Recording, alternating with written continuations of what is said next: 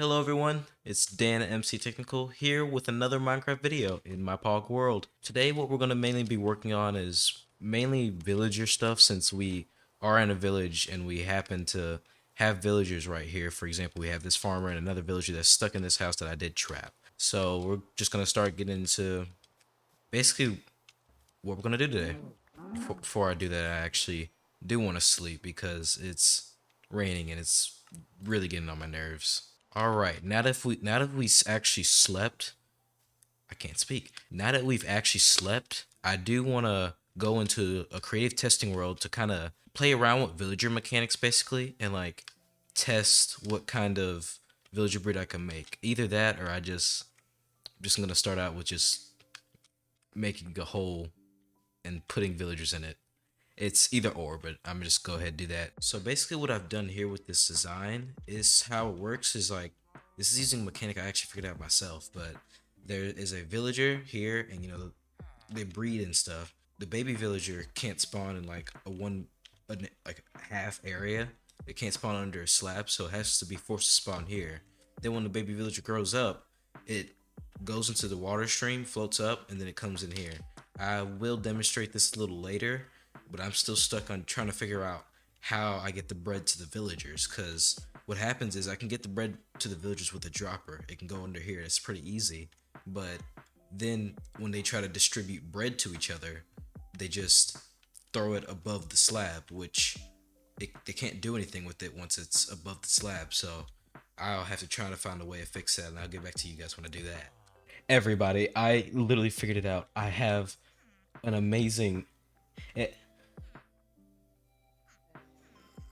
that could be fixed, but right now, genuinely, I just figured out the formula of making how I made an amazing villager breeder, and how it works is absolutely simple. It's compact.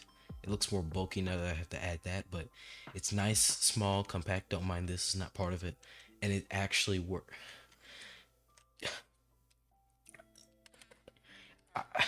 It's working. I know it's working 100%. I'll show you basically how it works. I'm still freaking out that I actually found a design, found and made a design that actually works. But how it works is that you have these two villagers that are pushed in here by slabs, and then you just push a slab in there, and then they're kind of stuck in there. So that's how the baby villagers get up on top instead of like down there, because they can't spawn on half slabs. But I say that and they spawn here and are fine. And then once they grow up, they do go across this water stream and go back down into this little hole that's going to be the pickup area, basically where all the villagers going to go. So that is my plan. I am actually extremely excited that this did work. There are a few kinks to it because, as you just saw, there is some bread coming out the sides and the back of it.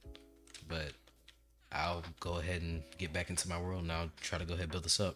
Another thing I do want to do before I start building the villager breeder that I'm going to be using for probably the rest of my series is I do want to find a logical area for it. I do want to build something like this, maybe underground, and this could possibly also be used for an area that my house could be at. So I'm thinking maybe somewhere either over here in this mountain that I explored in the last video, or just somewhere near this plains that I could, go into. But other than that, I'll get back to everybody when I have found a suitable spot and have mined out a nice area for it.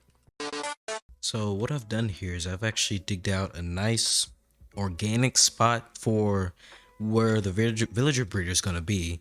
It's, I'd say, a decent size since the machine itself, I say machine, but since the machine itself is so small, it's not going to be there. It doesn't have to be sealed in such a big area since of how small the item. I'll go ahead and get that built up real quick and I'll be right back. I said I was going to be back and build it, but I actually want to go ahead and round up the villagers that I want to use for this project. So I'm going to craft myself a boat and transport them to said area that we're going to make the machine in. I'm going to grab this guy first. This is gonna be incredibly risky because he's gonna come out and I'm gonna trap him instantly. Wasn't as risky as I thought, but I guess it's pretty easy apparently. Also, use just then that what you just saw was actually use of, I say glitch, but it's kind of on purpose in the game, or like it was purposefully made in the game for like when you're like flying or something, like boosts you a little bit faster than normal. It's actually following me, and that allows you to, you know, do what I just did and kind of like go super fast on like a solid block, which is really weird. But as I've said in the past, Minecraft is a weird game. Don't question it. It is forever weird. Go ahead, put this boat in an area where our villagers, or this one villager, can hop in with the other villager. Let's try to push him in there. Perfect. They're both secure in their specific areas. And now I could actually move them to the area that they need to be, which is that area over there where the villager breeder is going to be. I just had a realization. I don't know how I'm going to move these guys, because I'm pretty sure I don't have any leads just yet. I think I've encountered slimes, so I think I'll be able to make some. And I know I've encountered spiders because I found a spider spawner, and I knew I was going to be able to make a XP farm off of that, which I will be doing hopefully in the next episode. But yeah, let's go ahead. Most likely make some leads real quick. All right, I don't know why I crafted 4 leads, but I did craft that many just to be on the safe side, because leads can constantly break and it can be forever annoying. So I'm gonna go ahead and move these. Also, while we're on the topic of me moving this boat, I do want to say, one, please do not like make make me seem like a bad person and make it look like I'm hacking because I'm using leads on a boat. If you play on Java Edition, you don't have this feature, but if you do play on the Bedrock Edition, this is one of the many weird and quote unquote quirky features that we do have on this edition. So please do not absolutely flame me for something like pulling villagers in a boat. And also, while we're in this quick intermission, while I'm slowly but surely moving villagers, I do ask sincerely that if you are enjoying, please subscribe. It helps me out a ton. And if you have subscribed, thank you very much. I do appreciate you. Finally, almost got these 2 guys in the spot that they need to be. So extremely close. Literally right at the front door. And we've made it. That was a weird launch, but I'm actually really happy that we've got our villagers here, and I will start building the machine real quick now that I've actually got my villagers here. I do have to figure out how I'm going to put them in the machine, because that is going to be probably a nightmare, but I will figure that out, and I will get back to you guys when I have done that. So what I've actually done here is I have created, and it took me less than 10 minutes, and I messed up. I forgot to add the dropper, and I hope I don't have to build this entire thing again. I'm just a little upset because I forgot to even add a dropper in the first place. There are zombies up here too. Let me go ahead and get these guys, but I will annoyingly have to do this again. I actually had a genius idea. Instead of completely removing where the villagers at and having to rebuild this entire thing again, I had an idea about I could face the dropper up. I really hope this works, because if it doesn't, I will be extremely upset. I'm pretty sure it will, because tile entities can be pushed in Bedrock Edition. So we have this right here. I'm gonna push this. Yes! Oh, I don't have to build this entire machine again. That is, I'm extremely thankful for that.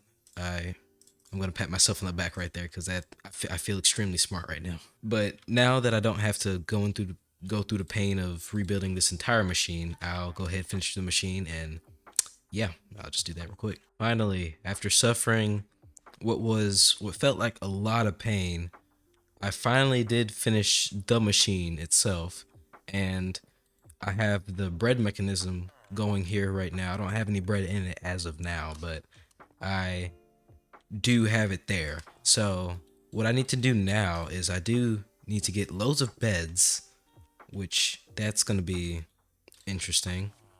And I need to probably close off this area because what I want to do is I want to have like where you could see the villagers or whatever right here, like the pickup area.